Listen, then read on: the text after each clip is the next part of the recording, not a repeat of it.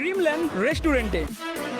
And আমরা এখানে কেন আইছি এটা তো দেখেই বুঝতে পারতেছো। এই ভিডিওতে আমি রাফি ভাই টিমের সাথে ছোট্ট একটা মিট আপ করবো, আর এই মিট আপে আমরা রাফি ভাই টিমের সাথে খুবই দুষ্টু মিষ্টি কথা বলবো। এভাবে প্রকাশ্যে কেউ কে এসব কথা বলে? ও ভালো আছেন? খুব ভালো আছি, তুমি কেমন আছো?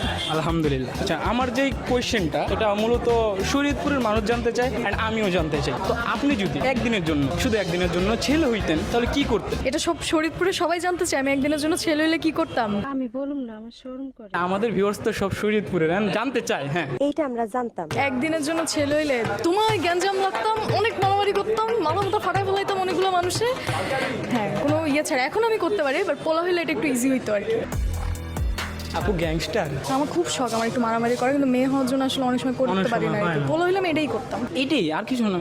এটা কি 24 ঘন্টার জন্য আমি বাকি ছেলে? যা সম্ভব সব আমি মেয়ে হয়ে করতে পারি। আমাদের এতটুকুই বললেন? হ্যাঁ, মাত্র তুমি কি এক্সপেক্ট করতেছিলে? আমি আর কি বলবো যে আমি অনেকগুলো মাইয়া পটাইতে পারতাম, আমি এটা করতে পারতাম, ওটা করতে পারতাম। না না, এগুলো তো হয়ে গেছে, এগুলো আর জানার ইচ্ছা নেই। ভাইয়া ভালো আছেন? জি আমি ভালো আছি, আপনি কেমন আছেন? আলহামদুলিল্লাহ। শরীয়তপুরে এসে কেমন লাগছে? খুবই ভালো লাগতেছে, এখনো পর্যন্ত বাইরে যাওয়া হয়নি, সো বাইরে গেলে আরো ভালো লাগবে। ঘুরেন না এখন? না এখনো পর্যন্ত। আচ্ছা, তো ঘুরলে অবশ্যই ভালো লাগবে। সুন্দর আছে কিন্তু আন্ডাররেটেড, কেউ বলে না। হ্যাঁ অবশ্যই বলবে যারা যারা ঘুরবে, যেমন আমি এর আগে চিটাগাং গেছি, অ্যান্ড চিটাগাং এর সবার এত ভালোবাসা দেন, সব মুভমেন্ট আমার খুব ভালো লাগছে। এবার কোয়েশ্চেনে যাই, আপনি যদি একদিনের জন্য ছেলে হতেন তাহলে কি করতেন? আমি অলরেডি ছেলেই।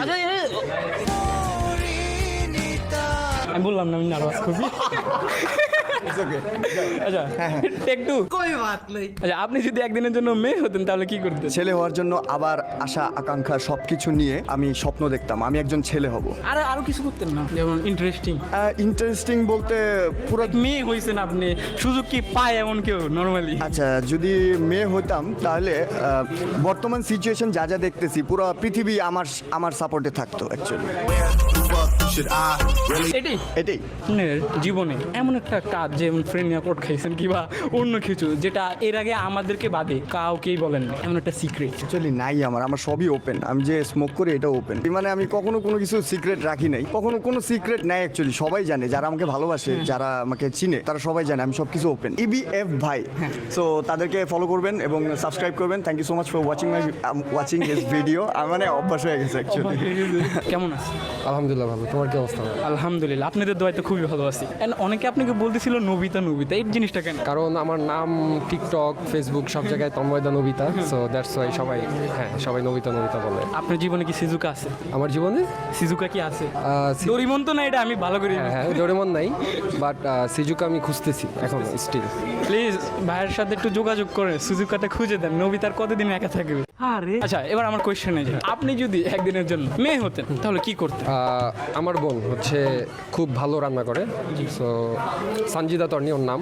আমি তার মতো হচ্ছে ভিডিও বানানোর ট্রাই করতাম, মানে সে Content creator? হ্যাঁ কন্টেন্ট ক্রিয়েটর একজন, সো খুব ভালো ভিডিও বানায় সে, সো আমি তার মতো রান্নার ভিডিও বানাইতাম। আমার খুব ইচ্ছা করে কিন্তু আমি পারি না। হ্যাঁ, রান্না তো ছেলে হয়ে করতে পারে, মানে মেয়ে হলে যেটা করতেন আপনি। মেয়ে হলে তো মেয়েদের জামা কাপড় পরতাম সবার আগে, কিন্তু আমি আগে হচ্ছে আয়নার সামনে যাইতাম, যা বলতাম যে হোয়াট হ্যাপেন টু মি।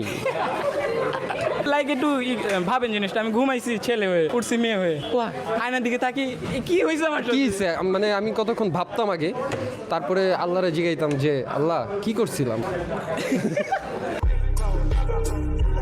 কেন এই কাজটা করলাম। অ্যান্সারটা খুবই সুন্দর ছিল।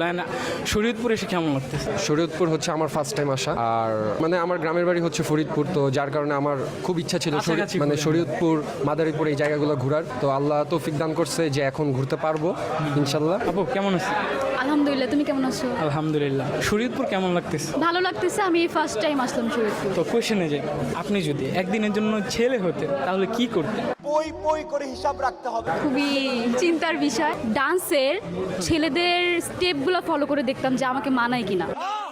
আমার যে ছোটোখাটো একটা কোয়েশ্চেন, মানে আমার অবুঝ মন জানতে চাই আপনার কাছ থেকে, যে আপনি যদি একদিনের জন্য মেয়ে হতেন, আমি এটা নিয়ে দুইবার ক্যাচাল করে ফেলছি এই শব্দটা নিয়ে, আপনি যদি একদিনের জন্য ছেলে হতেন তাহলে কি করতেন? আমি সবার আগে যেটা করতাম সেটা হচ্ছে এই সমাজটা ছেলেদের নিয়ে খুব বাজে একটা ধারণা সৃষ্টি করে, ঠিক আছে? ছেলেদেরকে নিয়ে অবশ্যই আমি একটা মেয়ে যেহেতু আমি অবশ্যই করে থাকি, এই জন্য আমি কিন্তু বললাম, তো ওই বাজে ধারণাটা থেকে সবাইকে বের করার চেষ্টা করতাম। আর যেটা করতাম, মন মতো একটু ঘুরতাম, এই বেশি কিছু না।